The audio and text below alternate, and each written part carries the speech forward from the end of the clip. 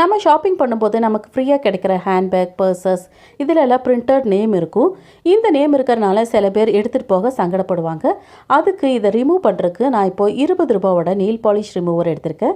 கொஞ்சமாக காட்டனையும் எடுத்திருக்கேன். அதுலேருந்து 2-3 ட்ராப் அந்த காட்டனில் விட்டதுக்கப்புறம் அந்த காட்டனை எடுத்து அந்த பிரிண்டட் நேம் மேலே இதே போல் ரப் பண்ணிக்கலாம். காட்டனை வச்சு நான் 2 நிமிஷம் இதே போல் தேய்ச்சி விட்டுக்கிறேன். 2 நிமிஷம் ஆனதுக்கப்புறம் எனக்கு இந்த அளவுக்கு போயிருக்கு. காட்டனால் நம்ம ரப் பண்ணும்போது ஒரு அளவுக்கு தான் போகுது. அது மட்டும் இல்லாமல் ரொம்பவே டைம் எடுக்குது.